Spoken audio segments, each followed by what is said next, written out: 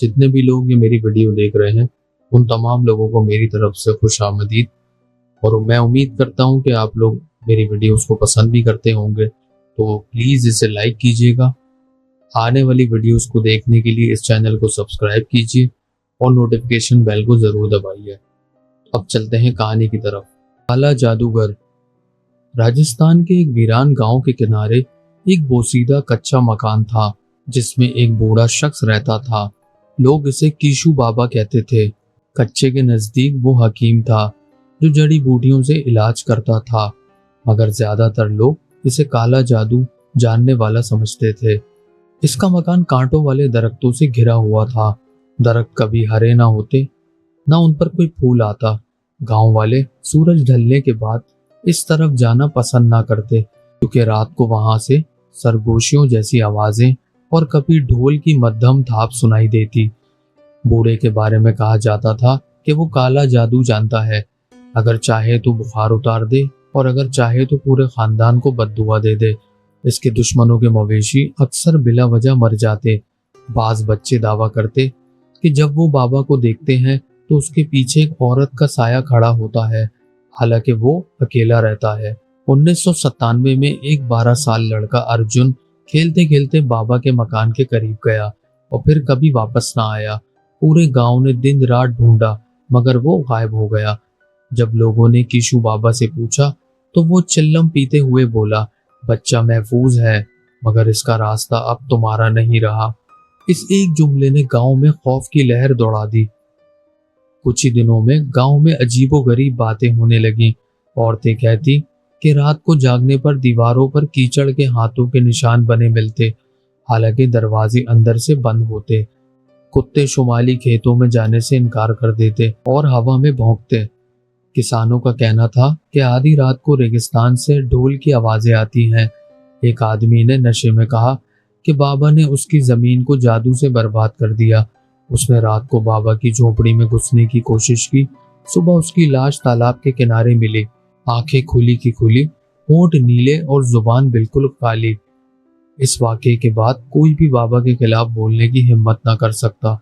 2001 में एक अजनबी गांव आया। इसका नाम डॉक्टर हर्ष शर्मा था, जो काले जादू और तावीज़ात पर तहकीक करता था।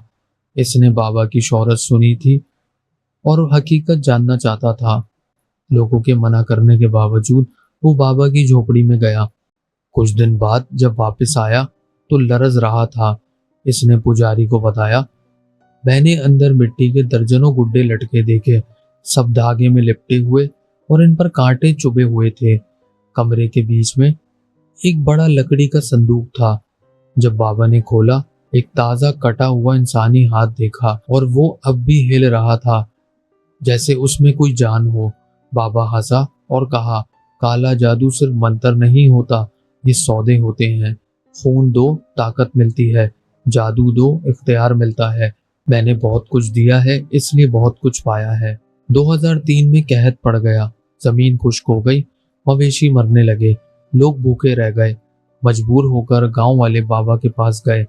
बाबा ने कहा, बारिश चाहिए तो एक बच्चे की कुर्बानी देनी होगी।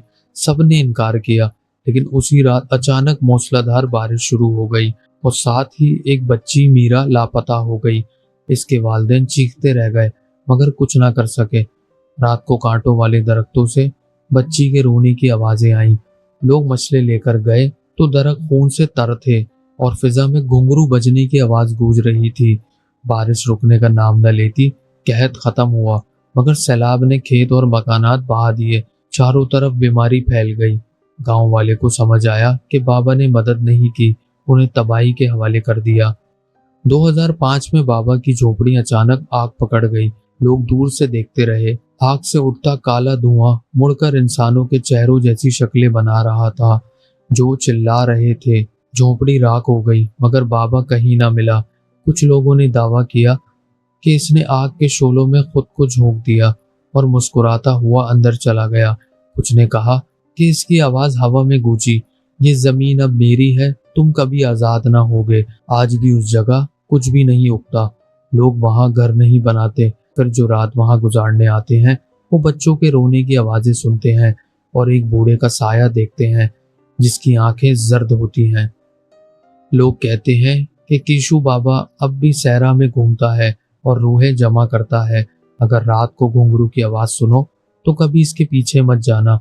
अगर दीवार पर कीचड़ के हाथों के निशान मिले तो फौरन घर छोड़ दो। और अगर कभी तुम्हें कोई जर्द आंखों वाला बूढ़ा मिले जो कहे कि वो तुम्हारी मुश्किल हल कर सकता है तो फौरन भाग जाओ। कहा जाता है कि जो लोग असली काला जादू करते हैं उनकी रूहें जमीन में ही कैद रहती हैं, वो आसमान पर नहीं जाते। इसी वजह से उनकी रूहें यहाँ पे भटकती रहती हैं और दूसरों को डराती हैं। अंधेरों का सौदा। पंजाब के एक गांव में एक औरत रहती थी जिसका नाम जहरा बीबी था। वो बज़ाहिर बेवा थी, मगर लोग कहते थे कि इसके शौहर की मौत फितरी नहीं थी।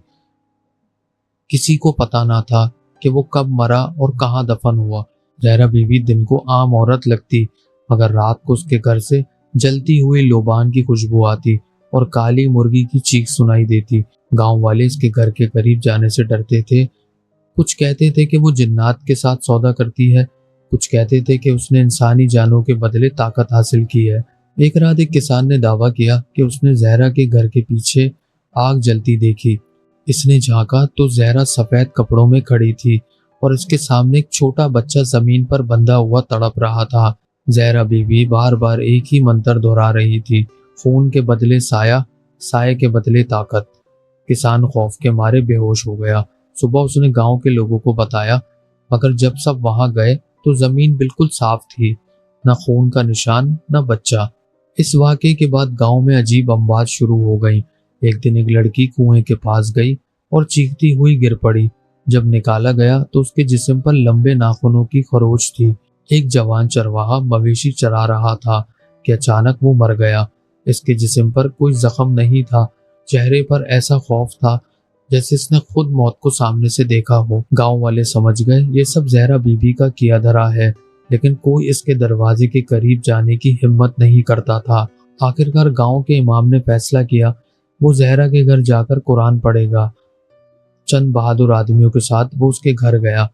जैसे ही वो घर के अंदर पहुंचे तो एक ठंडी हवा चली और चिराग बुझ गए। अंधेरों में एक आवाज गूंजी, ये मेरा घर है, यहाँ कलाम खुदा नहीं चलता। मौलवी ने पूरी ताकत से आयत पढ़ी, मगर अचानक वो जमीन पर गिर पड़े और उनकी जबान स्याह हो गई। वो बमुश्किल जिंदा बचे। गांव वाले अब मजीद बर्दाश्त न कर सके। सबने मशवरा किया कि जहरा बीबी को निकाल बाहर किया जाए। जब हुजूम उसके घर पहुंचा तो दरवाजा खुद ब खुद खुल गया। अंदर हर कमरा अंधेरे से भरा था, जैसे दीवारें ही स्याह धुएं से बनी हो। बीच में जहरा खड़ी थी, इसकी आंखें बिल्कुल सफेद और हाथ में एक इंसानी खोपड़ी थी। इसने कहा, तुम सब मुझे रोकना चाहते हो, मैंने जिन्नात से सौदा किया है, मैं हमेशा रहूंगी, तुम मिट जाओगे पर मैं नहीं। हुजूम डर गया, मगर चंद आदमी आगे बढ़े। जैसे ही वो करीब पहुंचे जहरा ने खोपड़ी को जमीन पर मारा। एक कान फाड़ देने वाली चीख निकली और पूरा मकान आग की लपेट में आ गया। लोग किसी तरह अपनी जान बचाकर बाहर भाग निकले, मगर जब मुड़कर देखा तो मकान राख हो चुका था। जहरा बीबी की लाश कभी ना मिली। इसके बाद गांव में कोई इस जगह मकान बनाने की हिम्मत न कर सका। रात को वहां जाने वाले लोग कहते हैं कि अभी भी एक औरत की सरगोशी सुनाई देती है, खून के बदले साया, साये के बदले ताकत। कुछ मुसाफिर वहां से गुजरते हुए दावा करते हैं कि इन्होंने सफेद आंखों वाली औरत को खड़े देखा जो हाथ में इंसानी खोपड़ी लिए मुस्कुरा रही थी। सबक, काला जादू कभी मुफ्त नहीं मिलता। जो इस राह पर कदम रखे वो अपनी रूह का सौदा कर देता है, और फिर ना वो जिंदा लोगों में रहता है ना मुर्दों में। इन दी एंड इसका सिर्फ नुकसान है और कोई फायदा नहीं।